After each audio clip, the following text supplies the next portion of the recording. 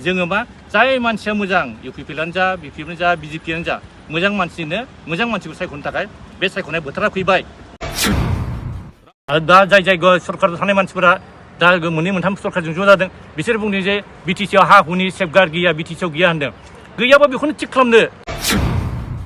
दिनै बिश्वजित दैमारिया नंगौ मोजां मावदों, जों मिथिगौ बर'नि थाखाय बे मोजां मावदों बा सासे रोंगौथि गोनां हिसाबै मावदों। बे बिश्वजित दैमारि बादि जोंनाव गोबां ओंखारनांगौ। BTC 6 सिडिउल हिसाबै जे एक्ट दङ, जे आयेन दङ, बेफोरखौ सिफायनानै खामानि मावोब्ला उननि थाखाय जोंनि बे एडमिनिस्ट्रेसन बा BTC सरकारा सालायनांगौआ जों उनाव माबायदि सालायगोन? नन रिजार्भ बा बेल्ट ब्लकआव गोलैयाखै होनदों। बे बेल्ट ब्लकआव गोलैयैखौबो बे BTC जेला जाबाय होनबा बे कन्टिगुवास बे सिङाव जे BTC सिडिउल जाबाय बे गासैबो रिजार्भ। बे रिजार्भ माने ट्राइबेल एरिया लेन्ड बियो, ट्राइबेल लेन्ड बियो। जोंनि मानसिफ्रा बे कनसेप्टखौनो मोजाङै जोंनि दैदेनगिरिफ्रा मोजां बुजियाखै, मोजां बुजिनानै लायाखै। BTC 6 सिडिउलखौ BTCआव सोरबा गभर्नमेन्टआ बानायनाय होननानै सोरनिबा होननानै बेखौ नारगारनानै दोननो नागिरदों। केटेगरि बानायदों OBC SC प्रोटेक्टेड क्लास होननानै बिदि होदों, खिन्थु बेबादि गैला। मानो होनबा बे 6 सिडिउल माने बियो ट्राइबेल लेन्ड जाबाय, ट्राइबेल एरिया जाबाय, बेखौ खुनु गोदो दस्रानो हाला। 2003निफ्राय सिगाङाव थादों, ओंखायनो थानो मोनो बे नङा। बे सिगाङाव 2003नि सिगाङावबो थादों बा बिनि आवगाय 95, 96आवबो थादों, बै समावबो थादों। खिन्थु बिसोरो बै समावनो हा मोनखायाखै, मोना। मानो होनबा बिसोर इलिजिबोल नङा। गासै जोंनि बर' रायजो राजा आइ आफा बिदा फंबायफोरनिसिम दिनै जोङो बिसेस बे हा हुनि बा BTCआव जोंनि ट्राइबेलफोरनि माखासे मोनथायफोरनि सायावनो लानानै खोथा जोङो बुंनो सानदों। जे जिनिसा जोंनियाव जानो नाङा बे जिनिसखौ जोङो बुजिनो मोन्दों। बेखौ जोंनि BTC सरकार बा जोंनि हा हुनि EM रन्जित सार बिथाङाबो बेखौ मावनाय नङामोन होननानै जों सानो, बा प्रमद बर' साराबो बेखौ मावनाय नङामोन होननानै सानो। नाथाय सोरनिबा नारसिननायाव बा गोजौनिफ्राय माबा नारसिननायाव बे जानाय जिनिसखौ बे खामानिफोरखौ मावनांदों जानो हागौ। नाथाय दा बिथांमोना बेखौ गिनानै जुदि आयेनाव गैयै BTC 6 सिडिउल हिसाबै जे एक्ट दङ, जे आयेन दङ, बेफोरखौ सिफायनानै खामानि मावोब्ला उननि थाखाय जोंनि बे एडमिनिस्ट्रेसन बा BTC सरकारा सालायनांगौआ जों उनाव माबायदि सालायगोन? बे मोनसे लुज जानानै थागोन। मानो होनबा मोनसे सरकारा आयेनजोंसो सोलियो, आयेन बन्थ' जों सोलिनांगोन। दा जेरै जोङो बेखौनो होनबाय थादों, जोंहा हा हुनि मोनथाया जोंनो जेखाय होखाबाय। सासे बिफाया गावनि फिसाला सासेनो नामजारि खालामनानै होबाय, आरो बे हाखौ गुबुननो होनो हाया, दस्रायाबो रायज्लायनानैबो होनो हाया, बे बिफायाबो बेखौ दस्रानो होस्लायफिननो हाया। दा बे BTC 6 सिडिउला जोंनो मोनथाय रिजार्भेसन मोनथायखौ जोंनो होखाबाय। बे मात्र ट्राइबेल बेल्ट ब्लकल' नङा, ट्राइबेल बेल्ट ब्लकखौ लानानै बे BTCखौ दानाय जादों। खिन्थु जेरै हाया ओरै एसे दखर हाखर हाला थायो, बेबो बे हाखराबो बे माहाजोननि, हायाबो बे माहाजोननि। ओंखायनो बेखौ दानख'बालानो कन्टिगुवास हिसाबै लादों। नन रिजार्भ बा बेल्ट ब्लकआव गोलैयाखै होनदों। बे बेल्ट ब्लकआव गोलैयैखौबो बे BTC जेला जाबाय होनबा बे कन्टिगुवास बे सिङाव जे BTC सिडिउल जाबाय बे गासैबो रिजार्भ। बे रिजार्भ माने ट्राइबेल एरिया लेन्ड बियो, ट्राइबेल लेन्ड बियो। बेवहाय खुनु माने गभर्नमेन्ट कास्ट लेन्ड बे 6 सिडिउलनि बाहेरायाव बेबायदि नङा। जोंनि मानसिफ्रा बे कनसेप्टखौनो मोजाङै जोंनि दैदेनगिरिफ्रा मोजां बुजियाखै, मोजां बुजिनानै लायाखै। BTC 6 सिडिउलखौ BTCआव सोरबा गभर्नमेन्टआ बानायनाय होननानै सोरनिबा होननानै बेखौ नारगारनानै दोननो नागिरदों। नाथाय BTC 6 सिडिउलाव जोंनि एकदम सिकिउर सेफटिनि थाखाय जोंखौ बानायनानै होखानाय। बेखौ बे BJP गभर्नमेन्टआव बानायदों।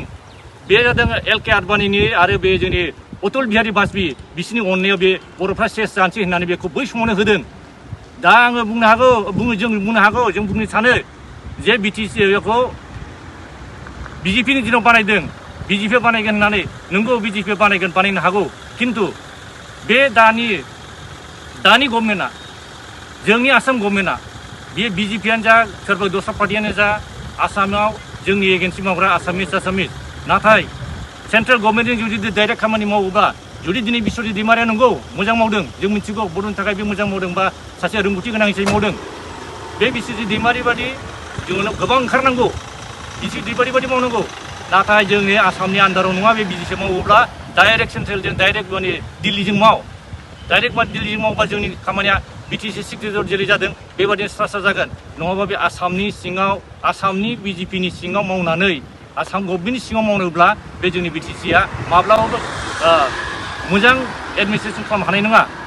दिनै दा नोंजों नुबाय बे हाया ST LACआ दाख्लै जेरै एप्रुभ होदों आदाया बुंलांबाय बे एप्रुभ होनाय हाया गुबुन हारिनो होनो मोनला बेहाय जोङो होनदों बे केटेगरि बानायदों OBC SC प्रोटेक्टेड क्लास होननानै बिदि होदों खिन्थु बेबादि गैला मानो होनबा बे 6 शिड्युल माने बियो ट्राइबेल लेन्ड जाबाय ट्राइबेल एरिया जाबाय बेखौ खुनु गोदो दस्रानो हाला बिनि आवगायाव गोदो हायोब्ला हायोमोनगौमोन खिन्थु दा नंला 6 शिड्युल जाखांनायनि उनाव आरो दा बेखौनो बुंदों माने मानसिफ्रा मोजाङै बुजिनो हायाखै 6 शिड्युलाव मा दङ बे 6 शिड्युलखौ मोजाङै फरायब्ला बुजिगोन जे ट्राइबेलफोरनि थाखाय होनाय हाया 6 शिड्युलाव बे हाखौ दस्रा बे जोंनि BTCआ जादों एमेन्डेड 6 शिड्युल बेवहाय एमेन्डेड 6 शिड्युलाव बै जाय मानसिफ्रा थाखानाय जायहा गोदोनिफ्रायनो हा दंखायो बिसोरसो क्वालिफाइड बिसोरसो इलिजिबोल बे इलिजिबोलफ्रा गावसिनि बिथोराव हा फानलायनो हागोन बायलायनो हागोन बिसोर जेबो उसुबिदा थाया बिसोर इलिजिबोल खिन्थु दा बैहा हा गैया 2003 निफ्राय सिगाङाव थादों ओंखायनो थानो मोनो बे नङा बे सिगाङाव 2003 नि सिगाङावबो थादोंबा बिनि आवगाय 95 96 आवबो थादों बै समावबो थादों खिन्थु बिसोरो बै समावनो हा मोनखायाखै मोना मानो होनबा बिसोर इलिजिबोल नङा बिसोर आनअथराइज थादों थानो मोनगोन BTCआव थानो मोनाखौ होनाखै थानो मोनगोन खिन्थु हानि मोन्थाय मोना बे खोथाखौ जों बुंजादों BTC 6 शिड्युलनि माने 2003 निफ्राय जे थानो मोनो होनदों बे थानो मोननायखौ जोंनि सरकारा गभर्नमेन्टआ बा जोंनि लिडारफ्रा बुजिनांगौ बेहाय दानि पजिशननि खोथा गैया बे सिगाङाव मावबोदों बेबायदि मावदों बेबायदि होदों बेजोंबो खोथा गैया सिगाङावबो बेखौ मोजां मथ' स्टाडि खालामाखै 6 शिड्युला मा खिन्थु बे जिनिसानो इलिगेल जाबाय थादों बे इलिगेल जानायखौनो आरो दाबो एखे धरनि मावोब्ला बे बोरै जागोन बेवहाय जायहा इलिजिबोल होननाय माने जाय हा पार्मानेन्ट हा दंखायो बिनि फिसा फिसौआ इनहेरिटारि हिसाबै बियो नामखौ सोलायलांबाय थानो हागोन लालांबाय थानो हागोन ओमफ्राय बेहाबो हा दं हय गुबुन हारि बे बाङालि बे बिहारि बे दस्रा गुबुन हारि खिन्थु बिसोर हा दंखायोमोन नालाय बिसोर बायलायलायनो हागोन खिन्थु बै हा गैखायै मानसिया गोदान बाहाय बायनो हाया बेसो दा ओंखायनो दा बाहाय ST LACआव जों नुबाय मा गुबुन मानसिफोरनो होबाय जे मानसिफ्रा प्रटेक्टेड नङा जे मानसिफ्रा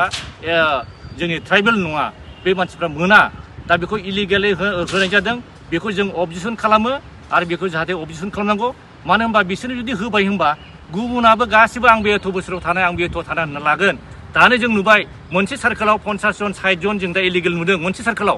होमबा जोंनि BTCआव खयथा सार्कोल दं खयथा दंमोनलै आरो बे सार्कोलाव मेनला बे सार्कोलाव गासिबो 50 जन 60 जन होनबा बेसे हाजार जाहैगोन बिसार जायोबा आरो नेक्स्ट LAC जनो नागिरदों बे नेक्स्ट LACआव बेसेबां लाबावगोन होमबा नोंखौ बेखौ ओरै होबथानो हानांगौ बे माबे आयेननिफ्राय जाखो होमबाथ' बे जोंनि बे 6 शिड्युलबो थाला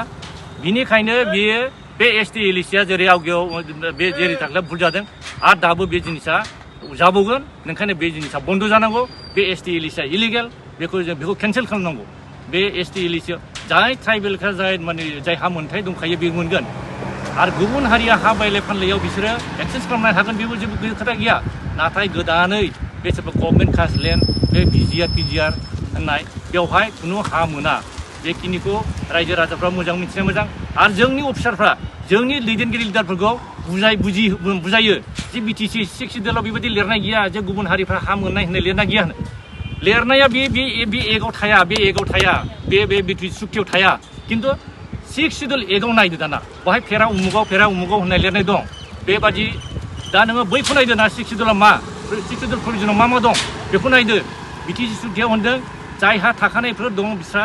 जेबो उसुबिदा जानो मोना बेखौ होनदों खिन्थु जाय गोदानै बे कास्ट लेन्ड माबा लेन्ड होननानै बिदों बेवहाय मोना बे जिनिसा 6 शिड्युलाव दङ मानो होनबा 6 शिड्युला नों गार' हिल्स मेघालयफोरनि बादि बा मिज'रामफोर बादियाव बा कार्बि आलं बादियाव नायदो बेहाय 6 शिड्युल होनायाव रावबो नन ट्राइबेल बा अन ट्राइबेलफ्रा मोनाखै खिन्थु जोंनिया एमेन्डेड 6 शिड्युल मा बेवहाय एसे माखासेफोर दंखायोमोन नालाय ओंखायनो सोरबाया ट्राइबेल बेल्ट ब्लक जानायनि आवगाय सिगां दं बिसोरबो दं खिन्थु बेल्ट ब्लकआवथ' मोना दंब्लाबो दंजा सोरबा दं होनना बुङा बे इलिगेल खिन्थु दा नैबे 6 शिड्युल जाखांनानै जेब्ला बेल्ट ब्लक नङियाव दङ होननाया बिसोरो जायहा हा दंखायो बिसोर थानो मोनो बे जिनिसखौसो जोङो क्लियार काट जानांगौ बुजिनांगौ आरो बिनि बादै दा गोदान खुनु रावनोबो हा होनो मोना बे खोथाखौल' जोङो दा जोंनि दिनैनि बे मिडियानि गेजेरजोंहाय दा दा बेखौ बुंदे नै बाहायनो होनखानाय दङ जायहा हा दंखायो बियो बिसोरनि थाखाय जेबो उसुबिदा 4.3 नि ए बियावबो नाय बाहाय होनखानाय दं बिसोरल' जेबो उसुबिदा थाया बिसोरखौ जोङो माने बिसोर हा मोना होननाय गैया खिन्थु गोदान जाय मानसिफ्रा जेबो हा मोनाखै बिसोरनि थाखाय हा गैखायामोन बिसोर मोना बे खोथाखौ दिनै आं बेखिनिखौ बुंबाय प्रमद बर'खौ आं रिकुवेस्ट खालामबाय फेरेंगा सारखौ खुंबाय गासै सार्कोल अफिसारफ्रा नन ट्राइबेल जाजोबनानै दङ ट्राइबेल अफिसारफोरखौ लाबो मानो होनबा बिसोर ट्राइबेलनि सेन्टिमेन्टजों खामानि मावगोन होमबा जोंहा ट्राइबेलनि थाखाय मोजां खामानि मावनो हागोन बेनिखायनो आरो जायहा बिटिसिआवबो दङ सेक्रेटारि जइन्ट सेक्रेटारि दं बिथांमोनहा एन्टि ट्राइबेल दं माखासे आरो माखासे आरो प्रिन्सिपाल सेक्रेटारिनिफ्राय लानाय सेक्रेटारि जइन्ट सेक्रेटारि बिसोरो एन्टि ट्राइबेलनि खामानिखौ मावगासिनो दं जों नुदों आरो माखासेयाथ' बिराद कराप्टेड आरो सोरबाया 3 बोसोरनि बारा जाबाय बेबादिखौ माने एक्सन लायाखै आरो बिसोर खालि बियो आसाम गभर्नमेन्टनि आसाम माने रुल आसामनि माबायो बा आसाम गभर्नमेन्टआ थिननाय बादि आसाम गभर्नमेन्टनि आयेन बादिसो माने नाथाय बे बिटिसि 6 सिडुला एक्सट्रा एडमिनिस्ट्रेसन बियो बेहाय खुनु आसामनि रुलजों बेहाय सोलिथारनांगौ बे नङा जे जिनिसा बाहाय जोंनाव ट्रेन्सफार साबजेक्ट जाबाय बे ट्रेन्सफार साबजेक्टखौ जोङो आयेन बानायनानै जों सालायनो हानाय दङ नाथाय बे जिनिसा लुज जागासिनो दं जोङो लुबैयो प्रमद बर' सरकारा थिग আছে बेखौ मोजां खालामलाङोबा बेफोरबादिखौ नोजोर होनानै थाङोबा आरो सोलिबावथों आरो सरकारा फैबावथों खिन्थु बेफोरबादिखौ खालामलाङाब्ला जोङो बेदि लुज नुयोब्ला जों माब्रै जोङो मोजां मोननो हागोन बेनिखायनो जोंथ' लुबैयो फेरेंगा सारमोन थादों बयबो इउपिपिएलआव मोजां एमएलए दङ मोजां मानसिफोर दङ दिनै जोङो बिदियाव मानसिफोरखौ जों नायनांसिगोन जे जोंहाय पार्टिनि खोथा गैया जोङो जाय मोजां मानसि बे मानसिफोरखौ जों नायहरनांगोन एबार मानो होनबा नुबाय जे जोङो माखासे आयेनफोरखौ मिथियाब्ला आयेनफोरखौ जुदि बाहायनो नागिराब्ला लिडारल' जानानैथ' जानाय नङा नैबे खोथाखौ जोङो रायजो राजाफोरखौ नोंखायनो सांग्रां जानो थाखाय खावलायहरबाय जे जोङो गावजे सासे सिटिजेन गावजे सासे भेलु गोनां सिटिजेन जों जे राजा बानायगोन बे राजा बानायनायाव ओरैनो दैयाव थांगारहोनो नाङा जे आंनि 500 मोननाय 1000 मोननाय इलेक्सन समाव मोननाय बेखौ जों थांनो नांला जोङो मा जाय मानसिया मोजां इउपिपिएलआनो जा बिपिएफआनो जा बिजेपिआनो जा मोजां मानसिखौ सायख'नो थाखाय बे सायख'नाय बोथोरा फैबाय बेखौनो जों नुबाय जे सोरनिबा सायावल' जों डिपेन्ड खालामनानै जाया सोरबा मोनसे पार्टिनि सायावल' जों डिपेन्ड खालामनानै दा जोंनि लिडारफ्रा बुंदों जे जोङो एसे जिरायथ' बड'फा उफिना जिरायथ'नायखौ बुङाखै जेखौ मोनदों बेखौ लागोर जुदि बियो जोंनि थाखाय नङाब्ला बेखौ जाबगार आरो गोदान नावगय जायनि थाखाय बिएसि गारदों बिएसि गारनानै लोगो आरो जोङो बिटिसि नांफिनदों बिटिसि नांफिननो मोननाय लोगो दे थिग আছে आरो बिटिसिआवबो आवगायावनि मानसिफ्रा बुंदों दा जाय सरकाराव थानाय मानसिफोरा दा मोननै मोनथाम सरकारजों ज' जादों बिसोर बुंदों जे बिटिसिआव हा हुनि सेफगार्ड गैया बिटिसिआव गैया होनदों गैयाबा बेखौनो थिग खालामदो जायनि थाखाय जों बिटिआर फैनायखौबो जों मोजां मोनदों वेलकाम खालामदों जे बिटिआरआबो दे नामखौ सोलायदोंब्लाबो बिटिसि 6 सिडुलाव जेरै हिमन्तआ बुंदों आसामनि सिएमआ जे जों बिटिएडिखौल' चेन्ज खालामनानै बिटिआर खालामदों मोजां नामखौल' चेन्ज खालामदों जोंबो नामखौ एक्सेप्ट खालामबाय बिटिआर हिसाबै बिटिसि 6 सिडुलनि जेसेबां जुदि माबाया दंजोबोब्ला प्रभिजनआ दं होनबा खिन्थु दिनै गावनो बे खोथाखौ बिदि बुंदों खिन्थु दिनै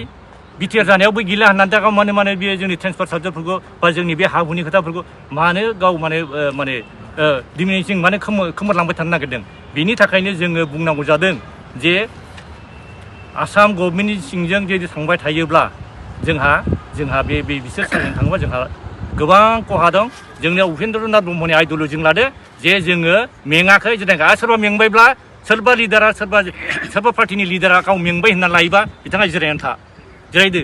मानो होनबा जोङो मेङाखै गोबां बर' फिसा दाबो गामियाव हुलुस्थुल जानानै दं जे जों माबोरै जागोन जों मारै जागोन बिसोर होनदों जों मेङाखै खिन्थु सोरबा लिडारा मेंनानै जुदि मेंथ'बाय जों जिरायथ'ना ओरै मावनोसै होनबा रायजो राजाफोर बेखौ दा खोनासं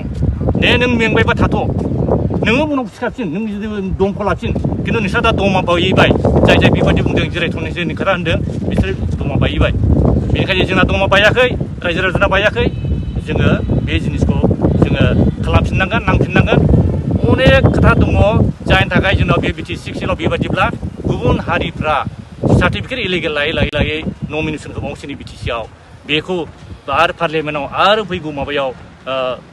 एसेमब्लियाव एसेमब्लियावथ' बावला नै बिनि बिजाखौ आरो एसेमब्लियाव जाहैगोन होमबा बे गुबुन हारिफोरा जुदि बिदि दारायनो मोनोब्ला आं बेखौ बे बिश्वजित दैमारि सारनाव बुंदों सार बोरै जानांगौ नोंल'सो नायग्राया दा बिदि एमपिआनो जुदि गुबुन हारिफ्राबो गुबुन जायगानिफ्रायबो दारायफैनो मोनोबा मारै जागोन बे साराथ' सिखार खालामदों नोंगौ जों बेबायदि मा खालामदोंब्ला जोंथ' बेखौ नांनांगोन ज'यैनो जों बेनो इउनाइट जानांगोन ज' जानांगोन ज' जानानै जोङो बेखौ दिल्लीयाव जों धर्मा हैनांगोन बा दिल्लीयाव जों माबा हैनांगोन मेम'रेन्डाम हैनांगोन मेम'रेन्डाम हैनायखौ होनदों खिन्थु दा जोङो दिल्लीयाव थांनो जों मा लांफां फैसा जुथिबायदों गैया जोंनि थाखाय जों फैसा थांनो हायाखै जायनि थाखाय जोंनि माखासे केसफ्रा आद्रा जानानै दं जों केसनि थाखायबो जों नांगासिनो दं आरो जोङो नैबे हा हुनि बेलायाव जों माब्लाबाबो जिराया माब्लाबासो जों अलरेडि उल्टिजों रायलायबाय जे बेवहाय खुनु केटेगरि गैया ओबिसि एससि बे बिसोरनो हा होनाय बिदि गैया ओंखायनो जों बेखौ जोङो अलरेडि डिसकासन जाबाय जों थाबैनो केस फाइल खालामसिगोन बे एसडिएलएसआव इलिगेल दं आरो बिटिसिआ बिजोंबा जोंहा दंस' जागोन